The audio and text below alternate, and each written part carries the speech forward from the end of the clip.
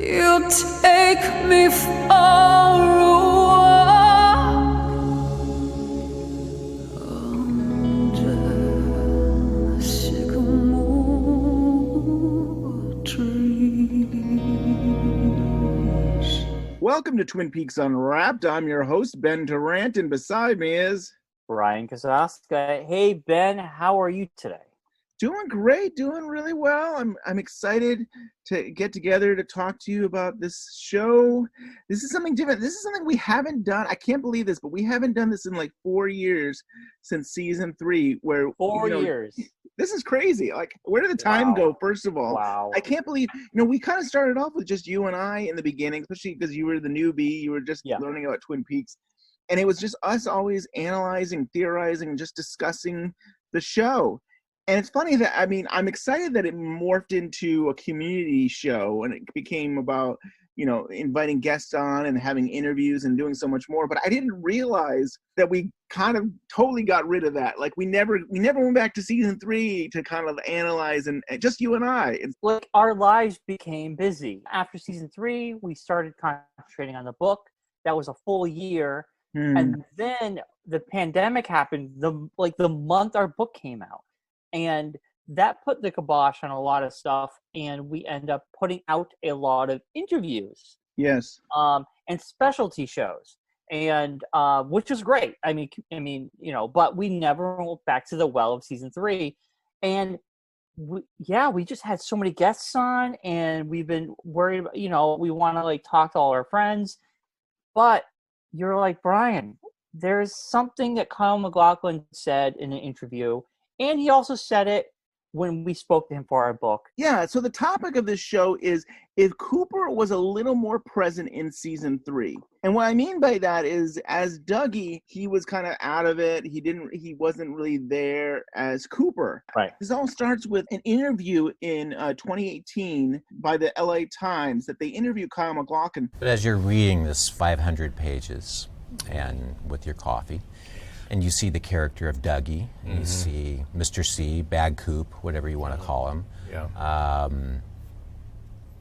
At what point did you start to think, well, where is Special Agent Dale Cooper? Because I really wanted a little Cooper in there too. Yeah. Did that ever? I knew that. Did you start leafing through, going? Where did he show up? Yeah.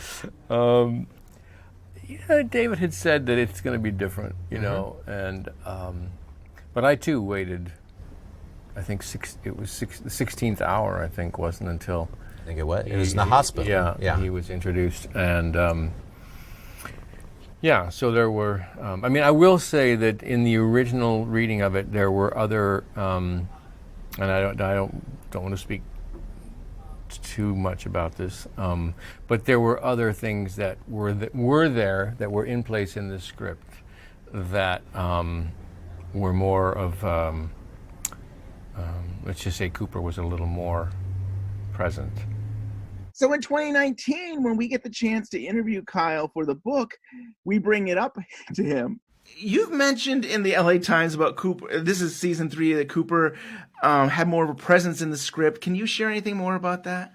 During the filming, there were moments where he had some lucidity, primarily when he was communicating with Al Strobel, the one-armed man, when he had connected to that world. And then we shot those. And then ultimately, I think David decided that wasn't part of the story that he wanted to expose. And so what we learned from this, when Dougie was talking with the one-armed man, Cooper became president, and it seems like they probably had an actual conversation back and forth, kind of like basically the 16th part where he's lying in the hospital bed and he's able to communicate with the one-armed man. I mean, can we make a whole show out of it? I think we can. I think there's a lot we can talk about, but kind of just that understanding of, it appears that in the script, and they filmed it, that Cooper and the one-armed man were having conversations back and forth throughout the season.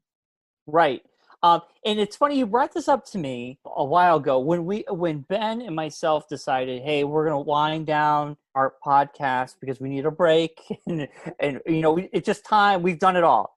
Ben says to me, I want to do this topic. And I said, interesting. I didn't think much of it. right? And the more I thought about it, I was like, okay. And then I watched that scene, and I'm going to myself, oh my God. So these scenes potentially could exist. They were filmed and edited out. And then I also thought to myself, wow, in 25 years, when these scripts ever see the light of day, Ben's going to be like, it's Community Watch Season 3, baby. And let's hope that's right. Right, I hope. We might veer off from the main topic because we might have some other theories and some other things might come up. We're going to go through a lot of the different parts and discuss it, and it's going to tie into this Cooper being more present. It's a what if. It's a what if show, right? Yeah, it's really like, is. Marvel, I believe in August, is going to be doing their own what if. So what if Carter became Captain America? It's alternate world. Cooper would have been more present in the show. Just before we even get into it, I'll give you 3 times where I can clearly see where Cooper would have been more present with the one-armed man. So there would have been when Dougie was sitting on the bed with the green suit, and that's the first time I think the one-armed man appears to him, and and I'll get into more detail about that. And then Dougie and his insurance case files. And then when Dougie sees the one-armed man at the Samoans' famous coffee doorway. So that's at least to give you a sense of, I think, where we see where it's possible that this dialogue could have happened. And like I said, we'll go into more detail about that. And we're going to break it up into parts so everybody will know what we're talking about. We'll have clips from each part to give everybody an idea of what we're talking about. And I think it's kind of a cool show because, man, I got to some parts and I went, wow, this is something I've been thinking about for a while. And I really have no outlet to say it. I'm not going to tweet it. I'm not going to put it on Facebook. I want to say it on the podcast, but I was just like, well, I don't know when that's going to happen. And this is the opportunity. So we could deep dive in a lot of these things. I think it's going to be a lot of fun. So I'm very excited. Yeah. So, Bryon, do you happen to have anything for part 1 that you'd want to talk about? Part 1, no. Okay, so I have something at part 2. So what I find it interesting in part 2 is, Cooper is still in the Red Room, and he runs into the man from another place who is now like a tree. Yeah. And the tree says,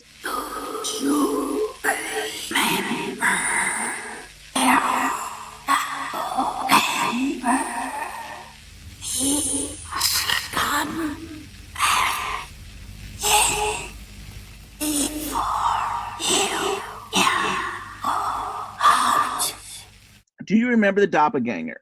And he must come back before you can go out. Uh-huh. It appears that Cooper got out in that same episode, but it's saying that he can't get out until the double can get back in. And you could say that, well, there's tricks and the lodge and the doppelgangers tricked him to get out. I might make part of my argument in this whole present thing is that maybe Cooper did not get out. And I will clarify that as we go along, that Cooper did not get out of the Red Room. You know what? I can agree with you with what we're covering today. Spiritually, or his soul did not. That's right. Yes. I agree with you. So that's where I'm going. Exactly where I'm going. And I actually think this whole conversation we're having is almost an extension from last week's show when we focused on the Community Rewatch episode 29. John Thorne was talking about how Cooper split in 2. There's a good Dale Cooper and there's a bad Dale Cooper. Yep. And, the bad Dale Cooper is Mr. C in season 3. So this is kind of an extension of what we were talking about last week. Yeah, I would make that argument that maybe Cooper's soul is still in the Red Room. Yeah. And the good version of Cooper is able to get out as Dougie. Yes. The bad Cooper is able to get out as Mr. C. When I saw that again, I was like, wait a minute. The man from another place is saying you can't get out. That's the rules. And it's established, I think, by one-armed man later on again, too, is that, like, somebody has to die. In part 3, Dougie and Jade are in the Jeep, and Dougie becomes alert when he sees Sycamore Street. Jade, give 2 rides. Oh, my God. We have a flashback to Laura Palmer, because Jade says, you can go out now. You can go out now. And I think this establishes for the audience that we know that there's still a connection. Things are going to remind him of certain things. Cooper appears present. Like, for a second there, he looks like he's alert, where Dougie is usually kind of like out of it, and you got to push him around and stuff. And it looks like you can see by Kyle's expression that he seems very present, and he's back to Cooper again. That, like, for a split second, he can kind of get it. And it always seems to be related to the Red Room, it seems. Yes. Like, there seems like things that are happening. And I would argue maybe because the forces of the Red Room is helping guiding him through this path. Right. Seeing all these clips like I did, getting ready for the show, I see these moments now. Now, I have not rewatched season 3 probably since we did the book. I really want to rewatch now because I'm watching these clips going, oh my God, I see the glimpse. I see him being present. And I didn't notice that before, really. Not in all of these. Some of them I did. But now I really see it because I'm hyper-focused. So I think it's kind of a cool little thing. Yeah, and when Dougie is in the casino, the Silver Mustang casino, he sees like the Red Room triangles above machines, and that's how he kind of wins. I don't feel like Dougie is or Cooper becomes more present during that time, but Dougie is being led by that. I'm gonna question who in the Red Room is leading Dougie around. Like, so you see these flickers of golden Red Room triangles around. It could be the one-armed man. It could be another force. It could just be the force itself. I have some theories myself. Maybe the one-armed man is actually helping him there because you actually see that. But then later on, we'll get into it, but we see like a white light. And a part of me feels that could be Cooper doing that himself. I don't know. That's my theory right now. I'll get into it as we go along. Part 4. And this is where Dougie's in the morning and he's on bed with the clothing laid out, and the one-armed man appears from him. He's still in the Red Room, the one-armed man, and he appears to Dougie. You see me, don't you? You were tricked. Now, one of you must die. And Gerard says, you see me, and then he says, you were tricked. And then he shows in his hand the small golden orb ball circle thing that is later to be called the seed. Now one of you must die. So I think this is the time where Cooper would have become present, and he would have had a conversation. And the more present Cooper would have said to Gerard, yes, I see you. Mm-hmm. And how do we fix this? So, you've been tricked, and he wants to know how we can fix it. I think there would have been that conversation. I think there would have been more dialogue possibly from Gerard to explain how we can fix it. And maybe that's why he's showing the seed, the orb. Yes, this scene is so oddly edited. Now that I'm just focusing on it, you can tell there was something there that was cut out, that they probably filmed. And I want to go on a limb, and I want to say this feels like a Mark Frost thing to do. A more traditional television series. You're laying out rules and you're laying out exposition early on for the audience. And David Lynch doesn't do that. But Mark Frost comes from traditional television. So I wonder if these moments were more of a Mark Frost idea in the scripts, where Lynch probably was like, you know what, maybe it doesn't work for what I'm trying to do. And then I'm just theorizing on this one, but to me it feels that way, because if, like you said, if we got a moment where Dougie flipped and all of a sudden was Cooper having a full-blown conversation with the one-armed man, it really would have taken away the big ending, right? The ending when Cooper finally comes back.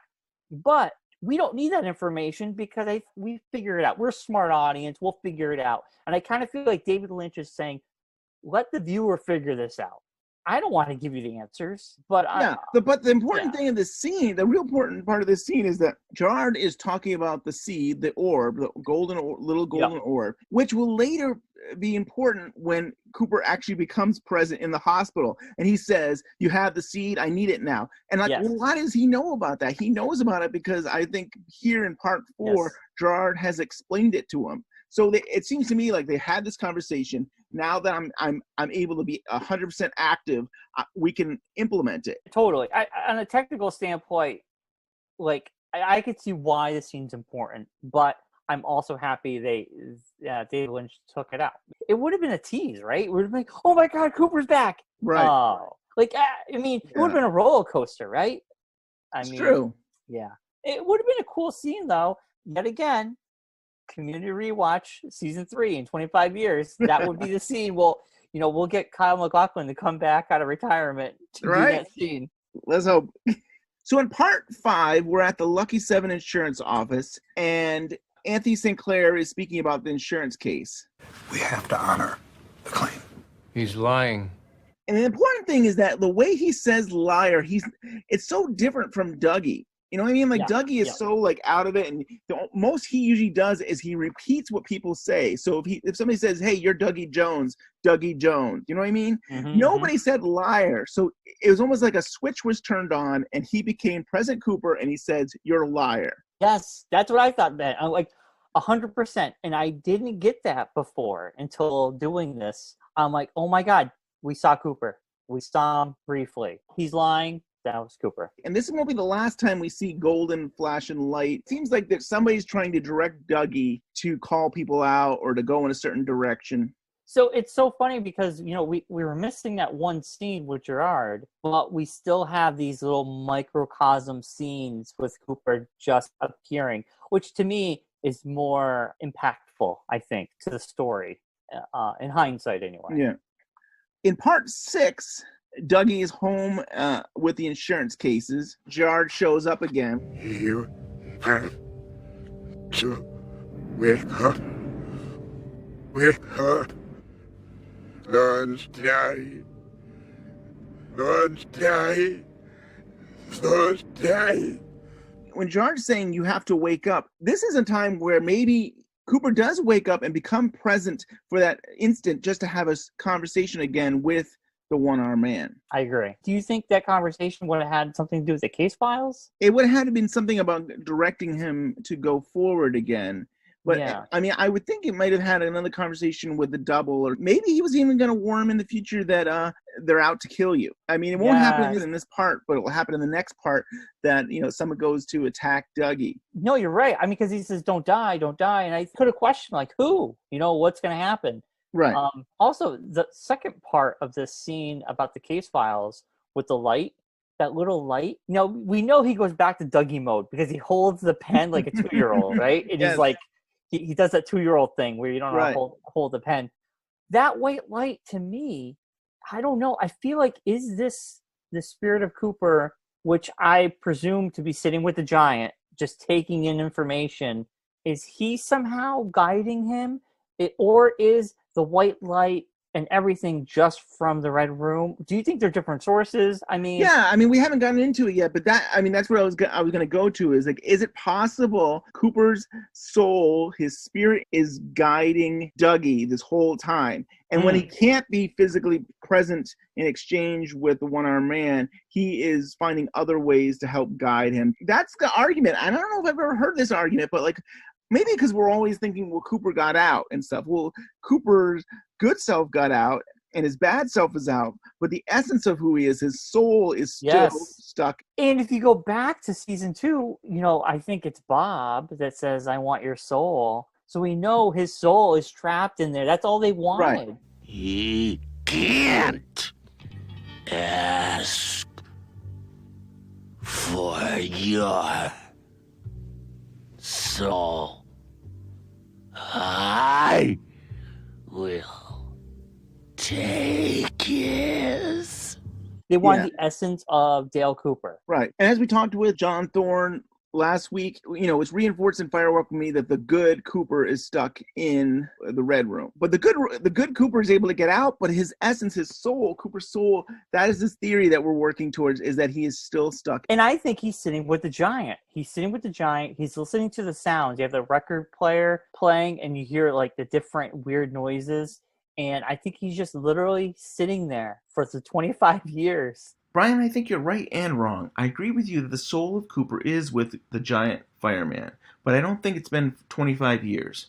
In part 3, when Cooper went to the Purple World, which is the same place as where the fireman is, he goes to the electrical outlet with the number 15 on it. Nato won't let him get near it until she switches the outlet to number 3. I believe the number 15 outlet would have allowed Cooper back into the real world, but would have killed him. By Nato changing the outlet to number 3, the good Cooper as Dougie can enter the real world, and Cooper's soul goes and sits with the fireman. As the fireman says in part 1, You are far away. When the fireman says you are far away, does that mean from Cooper's body, far from the living? Also in part 6, Richard Horn runs over a boy, and Carl Rode sees the spirit of the boy ascend into the sky, and this is a golden spirit.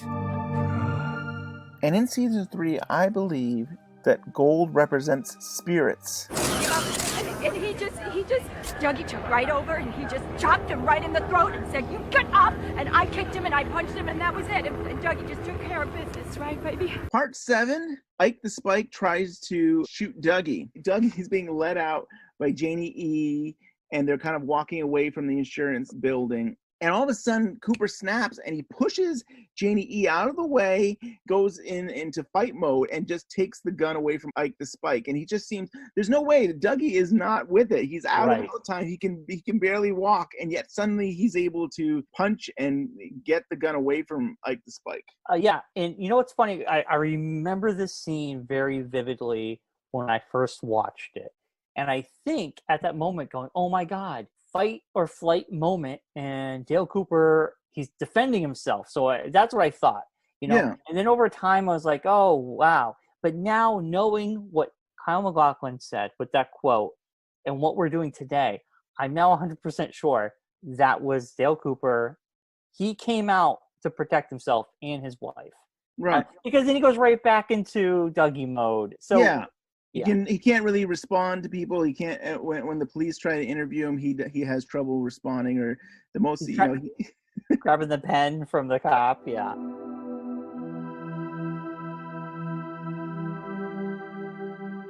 In part 8, Laura Palmer is a golden orb, which I believe this is the spirit of Laura Palmer. Part 9. Ooh, I got stuff to say. Part 9.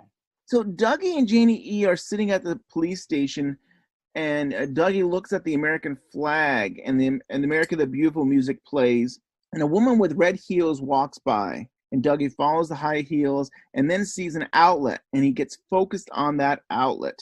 Is he being directed in some ways to know that the outlet is the solution to waking up? I believe so, because we know electricity will wake him up later on. But at this moment, we don't really know, what he's doing. But for me, this whole scene, I know when we first saw the scene, a lot of us, our interpretation of the high heels was something with Audrey. Mm-hmm. But now that I look at it out of context and just the scene by itself, I'm like, no, this reminds him of working in the FBI in Pennsylvania.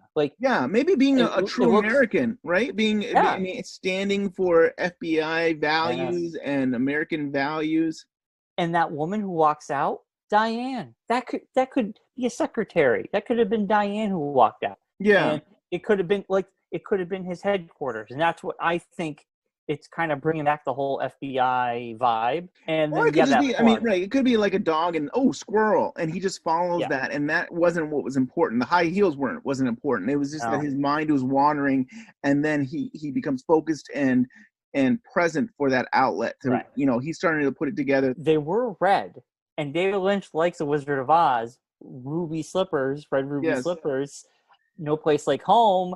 Yes, like the red slippers, walking right past the outlet, basically saying you can go home this way. There's no better color for the red room than red shoes. Yes, yeah. So I think there's a lot of elements there. It's a simple scene, but it's a layered scene. We can sit here and dissect it for hours because there's so many layers to it. Out of context, seeing that scene by itself is nice, I think. Part 11, this will be the third time that Dougie has some kind of interaction with Gerard, the one-armed man. They're at the food court, and Gerard is in a red room doorway of Simone's famous coffee, and Gerard is gesturing him to come forward. And Dougie does go towards him, and later on we'll get a box that has the cherry pie in it.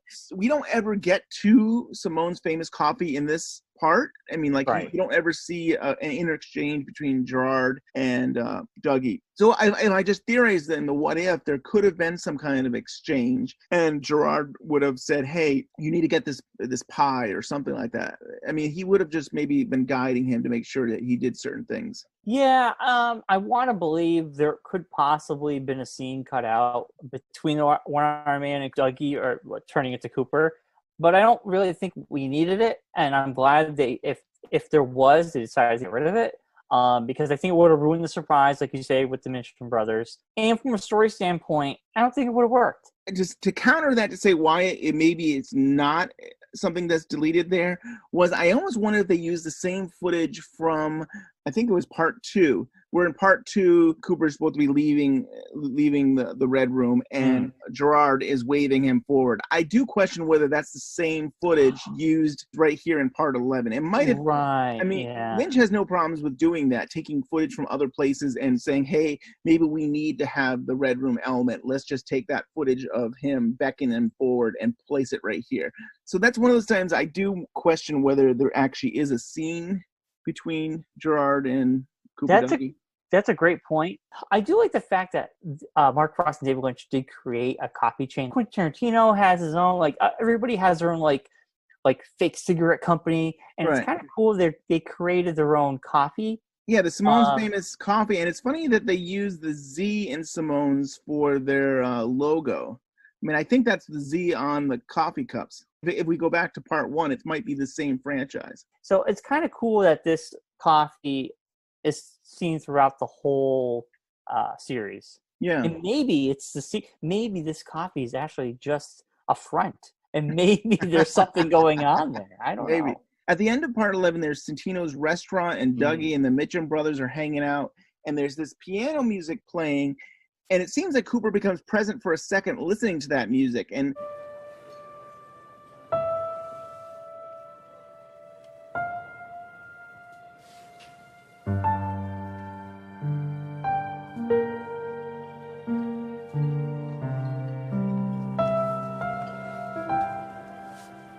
Mr. Jackpot! I mean, the music to me kind of reminds me a little of Laura Palmer's theme, the love theme from Twin Peaks. And we've seen Laura kiss Cooper on the cheek in the Red Room, and the lips. But with this old lady, she kind of does the same thing. She's kissing him on the cheek, and it kind of looks like that Red Room scene. And she's like, "Thanking you again." He repeats that when she's like, I want to thank you again. And I felt like that was Cooper saying that, because he was saying thanking you again. So I think he was lucid for a brief moment, like you said. It reminds me a lot of the "he's lying" moment. I think all the member berries were just hitting right there. You know, the pie, the coffee, the Laura old lady moment, the music. I think the music was in the air and the moment was right. Definitely. And I just say that old man who was from the casino, mentions about how you changed my life to Dougie and stuff. And that becomes a recurring theme as we go forward. I mean, the Mitchum brothers said that, you changed my life as well. And I love that. And I think I loved how John Thorne had to say last week about that if you were completely good, it wouldn't be about yourself. He just did things that he thought was right. Pure good. We literally see the pure evil and the pure good. Like, he has no interior motives. He's pure good. And I think that creates goodness around him. I'm going on a tangent here. This is not really the focus of our show, but I was thinking about this. In part 13, Sonny Jim gets his gym, his jungle gym there. And she says, Janie says, Sonny Jim's in 7th heaven. And there's a whole thing about 7th heaven, and there's layers to get to heaven. And I think there's many different religions, Hinduism, and maybe there's a few different religions that talk about 7th heaven. And I was thinking about this, and I was like, couldn't there be 7 stages to Cooper? And I was like, okay, there's the red room, there's the purple room, there's outer space, there's Dougie's life, the above the convenience store area, the Dutchman's lodge, and the path to save Laura Palmer. So I was like, did Mark Frost and David Lynch think about this idea of different worlds or different places to go for Cooper to return? I like that theory. Sonny Jim's in 7th heaven. I mean, I think it's a cool theory. I didn't think about that, but it makes sense. Yeah. And I think maybe I think it's like a Mark. I bet you anything Mark Frost could have been thinking about. Right. That. There could have been all these. I mean, they had to break it down to figure out how this journey was going to come about, and it's still kind of funny. Way back before season 3 happened in January of 2017, the president David Nevins said the core of it is Agent Cooper's odyssey back to Twin Peaks. And I don't think I really understood that quote to understand. Oh no, that is the season. I mean, that is. Yes. Is really Cooper, returning back, and maybe not even Twin Peaks, back to reality, back to the real world. Yeah, and using the word odyssey, that makes sense with your 7th heaven theory. And I have a theory, Ben, Okay. Okay, buckle up. Hold on to my coffee. Hold on to your coffee. I have a quick theory about Sonny Jim. And now this theory, I'm going to give credit to. There's a podcast, all right. It's great. And I listened to their episode about Janie E. Okay. And they did a whole episode about her. Something they said made me think of some stuff. And I was like, interesting. Now, we know Janie E. is half sisters with Diane. Yes. And they have not spoken in several years. Now, we also know Diane, she was raped by Mr. C. Would it be possible that Sonny Jim was actually born from that horrific act, like Richard Horne was? Jane E. took him in as a baby because Diane couldn't handle it. Diane is raped, has this child, and basically says, "I'm done.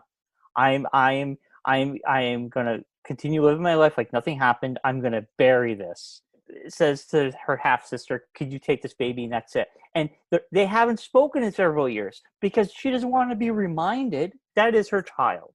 Yeah. So she hands the child off to Janie E. and that's it. She walks away. That child reminds me of what happened to me. Technically, this child would be a child of Cooper. Would it be Mr. C? Well, it would be Mr. C. But my theory would be Sonny Jim seems to be very connected with Dougie on a very Cooper level. And he never questions why his dad is acting odd. Like Janie E. does. What's wrong with you?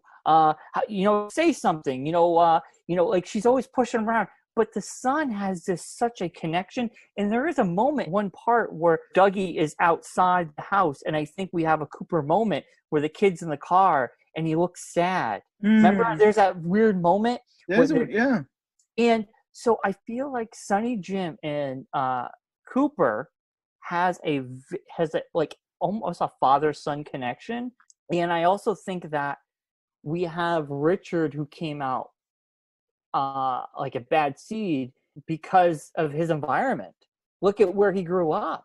There's drugs and the parents don't care and Audrey's not around and his mom's not around and the dad's not there and he's just a spoiled brat. But then Sonny Jim, on the other hand, look at Janie E. Wonderful mom. Yep. So it's nature versus nurture. My theory is that Sonny Jim is the flip side of Richard. And I'm wondering if that's why there's a kinship between the two. And also on top of that, I wonder if that's also why at the very end, Cooper gave his hair to Gerard and said, I need you to do one more thing. And Gerard knew what to do. Make another. And he didn't question it. Yeah. Okay. I agree with you. It seems to me that scene, and I don't think I had it in my notes, but when Dougie is crying, I do want to believe that that's a more present Cooper. Maybe Cooper realizes this kid, even if it isn't biologically his son, but I would say it is. I would say even whether it's from Diane or it's from Janie E.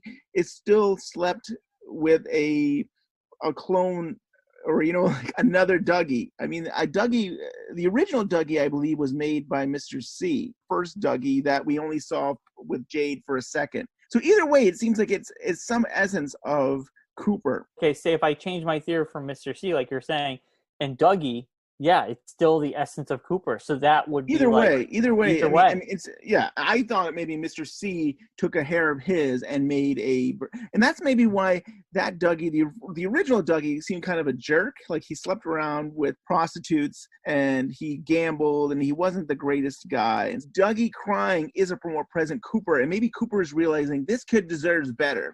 This kid deserves a loving family, a father that could be there for him. He wants that his son to have a life of having a father. And technically, it really is his kid. And technically, yes, either way, it's his kid. Either way, either way. That's why I think there's an instant bond between them. Definitely. Like, he does not question him at all. He does not say, "Dad, what's up with you?" Right. And you know what? I think kids in general just love that their parents are there for them. And like, I'm sure they're strange and weird. I mean, I'm sure the kids think their parents are strange and weird, no matter if we act normal or we do anything. They're still kind of like, there's these tall beings that are rule over me, and who are these things? Sonny Jim like laughs when his father comes to the table with his tie on his head, and he thinks it's funny. Dougie was doing that for his benefit, to have fun with him and not realizing, oh no, Dougie's just out of it. Part 13 continues with Anthony Sinclair and the whole trying to drug the coffee of Dougie's. Breaks down and cries when Dougie is actually, it almost seems like he's doing a pattern that is on his shoulders, on Sinclair's shoulders of dandruff. This is a perplexing one for me. I almost wonder if it is a bunch of little white light, and he's just kind of like, it's almost like Braille. He's just feeling it with his hands. I just want to know, to Anthony Sinclair, he feels this grown man like just gently massaging him. Do the right thing. Do the right thing. Is he like sending signals like a puppet master, like into his brain, saying do the right thing?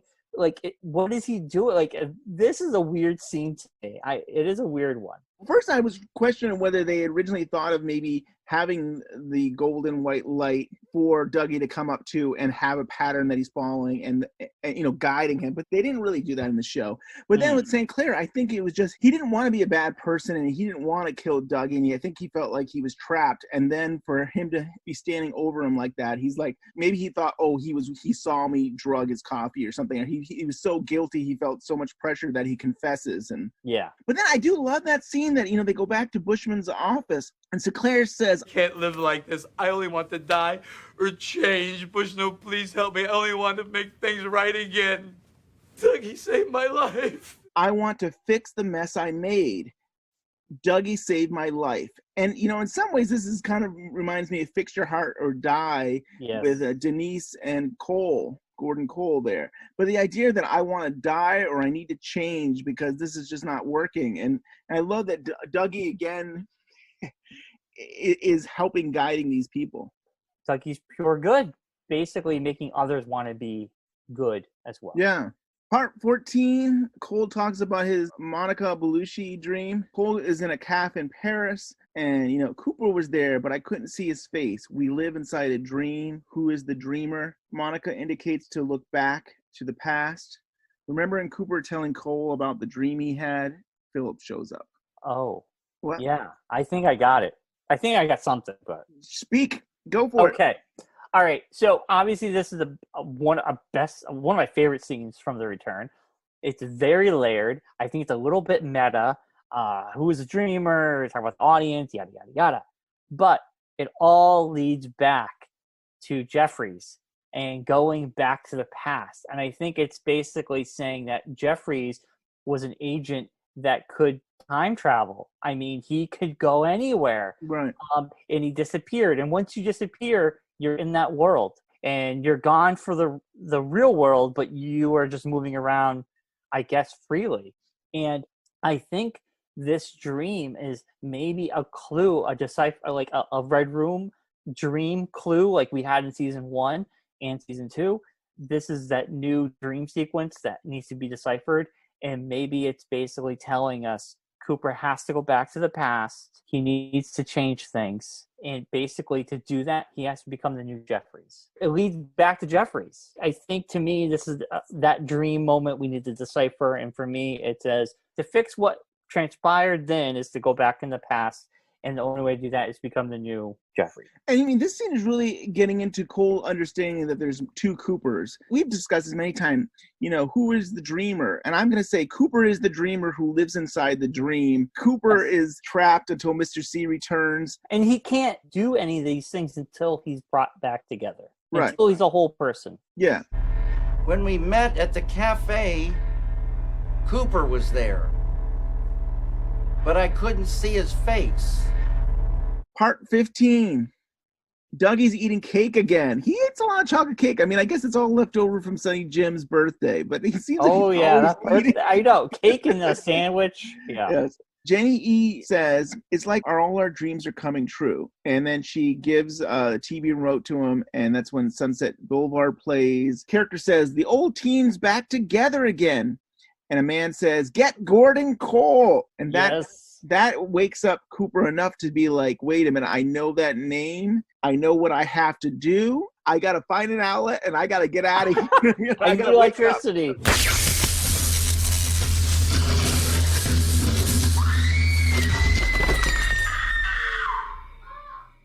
Yeah, because we know they travel through electricity. So you right. Like, I need to. I'm not back to Firewalk with Me. I mean, Yes. there's a whole thing in Firewalk with Me about electricity. We live in between the worlds, and and there's a whole thing about electricity is a way to travel and stuff. So that's not in some ways that's not a new idea. No. Now, did this scene remind you of Part 18? Because it kind of, re-seeing it did.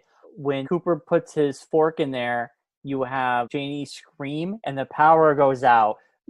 So in Part 18, you have Laura screams, and the power goes out. Right, all the light of the all the electricity goes out. It was very similar to that. Thought of John Bernardi's Awakening, Breaking Out of Your Trauma article, and he was on our show talking about that. It brought back all of that. That one scene, to me, is just very familiar to Party. Yeah, I agree. I really do believe Carrie Page is the girl version of Dougie in some ways. I feel that Laura Palmer is kind of like in limbo, and maybe in limbo because of what Cooper did changing the past. And so she's in this in-between. It's that trauma of that the Palmer house that's going to wake her up. So I really did believe that end of 18 was her waking up. Laura Palmer was waking up. Totally. I totally agree with that. Part 16, there's a hum or tone in Dougie's hotel room. I mention this because there does seem to be this whole tone thing in some of these episodes that seem to maybe relate to the Black Lodge Red Room. Yes.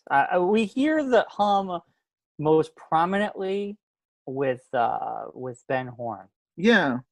And there was a hum way back in the end of season 2, too, that there seemed to be. Yes. People were wondering if it was going to be related to Josie or the Red Room. So we get to Gerard reappearing and Cooper waking up. You are awake. 100%. I think this 100% is so important.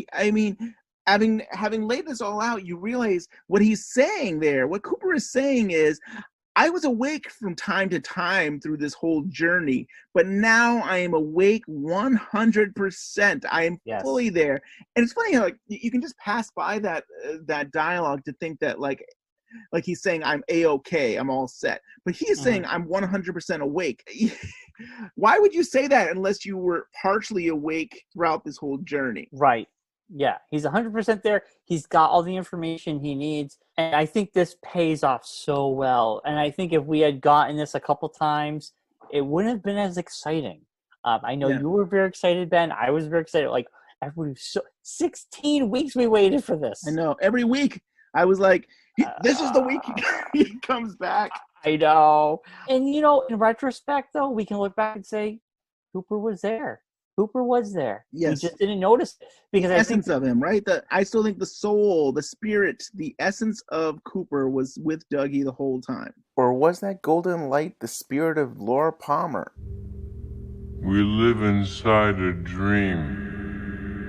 So in part 17, see this big head of Cooper, transparent on top of Cooper and Diane in the sheriff's station. Which is so weird. It's like, why is there a floating, it seems like almost like a floating head of Cooper, with Cooper there. That head says, we live inside a dream. My argument is that projection of Cooper's head is really the soul of Cooper, just defeated Mr. C, but we're not done yet. We still got some stuff to do. Yep. We still got to reunite Mr. C, the bad Cooper, and Dougie, the good Cooper. And we had to bring them together with the soul. And as Bryon has said, Cooper's soul might very well be sitting with the fireman. That is what happened. Dougie Cooper puts on the owl ring on Mr. C, which transports Mr. C back to the Red Room. Yep. Cooper goes on this journey to get back to the Red Room. Mr. C now stuck in the Red Room on flames, and you got Cooper returning to the Red Room with his soul. They're able to all merge, and in part 18, Cooper is able to come back out of the Red Room whole as a new Cooper. He's gone through his journey. He understands the bad, the good, and the essence of what makes a person and really that it's all about, caring for one another and making us all better people. And yeah, I mean, I didn't understand that until we went through this, that's what seems to be happening. Like, I couldn't understand why Cooper was leaving the Red Room for a second time. And the only reason he needed to be whole first, he needed his spirit back, and he needed the good and bad Cooper to make him who he is. Correct. Is it really you? Yes. It's really me, Diane. I have a theory. This is going to be an interesting one. So he becomes Jeffries. He wants to change the past. He wants to save Laura. This is something that probably nagged at him forever, and now he has the opportunity to do it, and he does it. And I know when this originally aired, it bothered a lot of folks, including myself. Looking at it now, I don't really think it hurts Laura's agency as a person, and I think it makes it more interesting, to be honest with you, because when you come back from a show that has all this baggage and weight to it, you have to undo something to continue the story along, or why are you here? So this is how I look at it.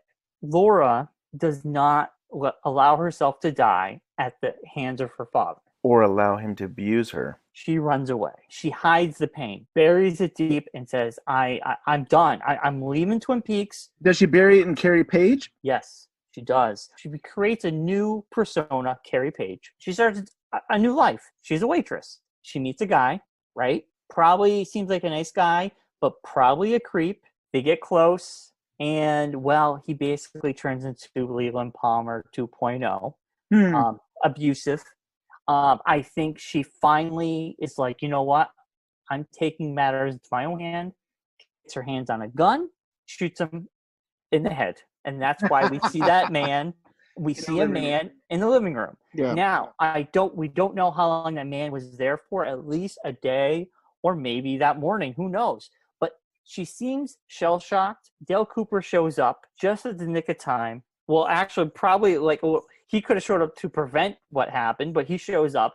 She's just like, I need to get out of here. I'll go with you. Sure, let's go.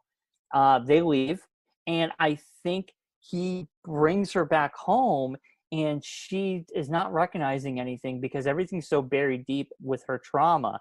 And then when they approach the house, what is this place? They answer the door. It's not her family. The people who owned it before that was not her family. She does not want to remember any of this. And he forces her to face her trauma. When she hears the scream of her mother, boom, all the power goes out, and Carrie Page basically now has to turn back into Laura Palmer and face her trauma face on. I think she never faced her trauma at all. She ran away from it. And I think ultimately, it makes a more interesting character. There is mystery behind what happened to her. Who is this man? She lived in hiding. So to me, it makes her character more interesting and gives it more life. Yes. I mean, no pun intended. It gives it more life. I mean, it makes her story continue. Yes.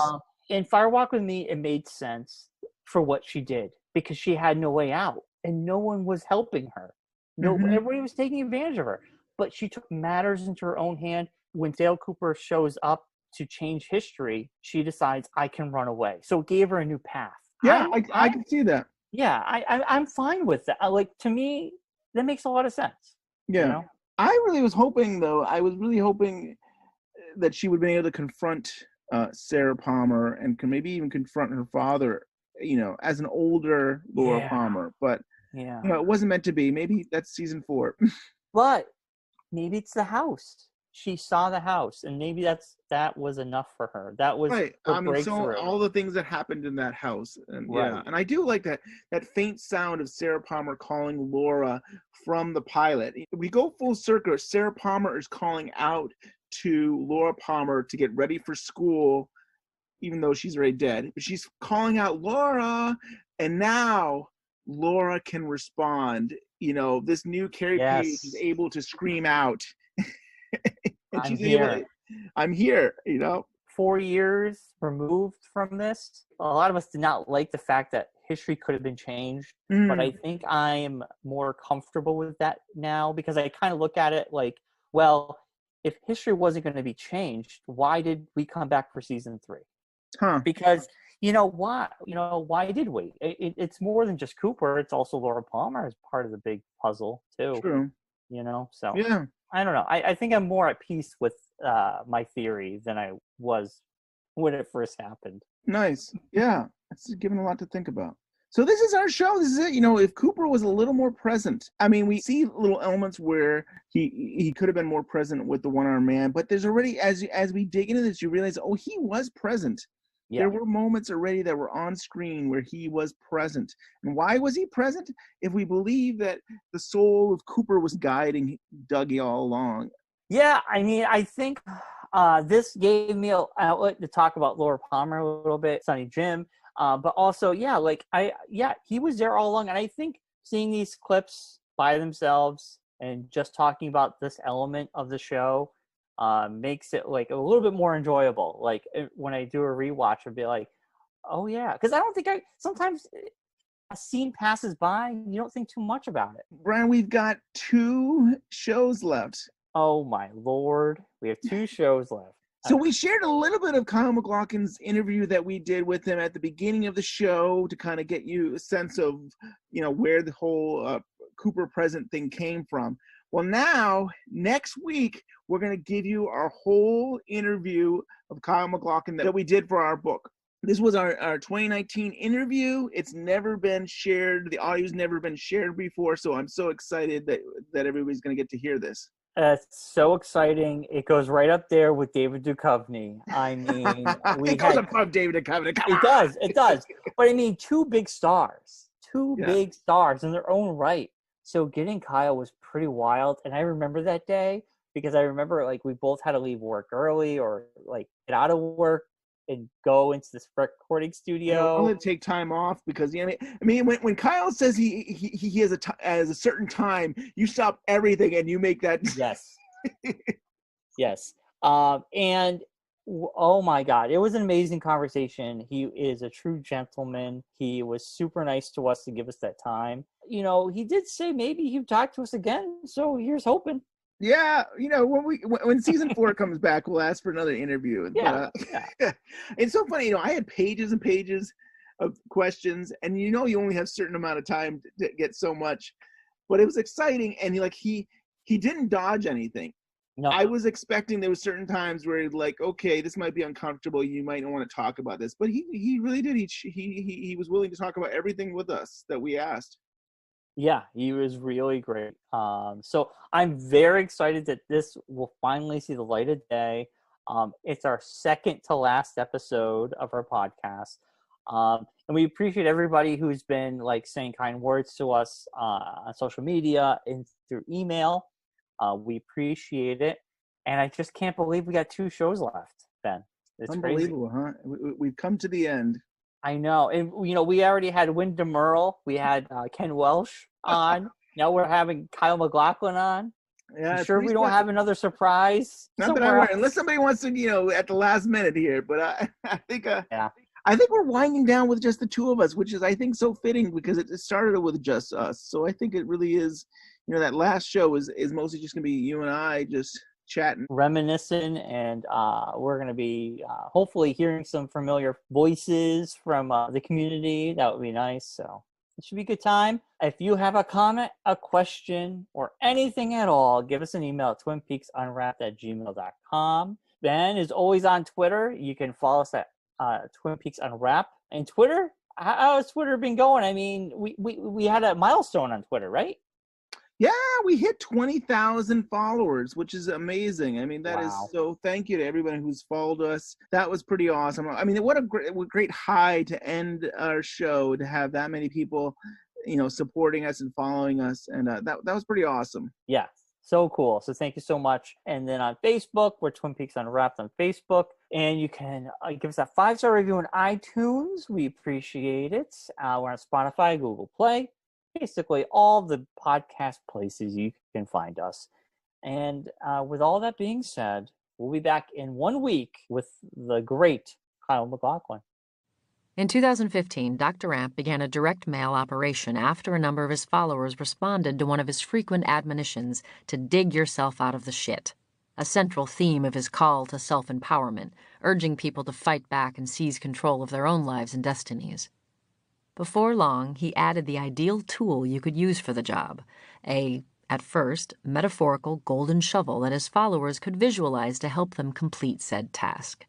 The desired transformation through undertaking this assignment he described as a process of intrapersonal alchemy, turning the lead of dull everyday consciousness into the gold of an evolved human soul,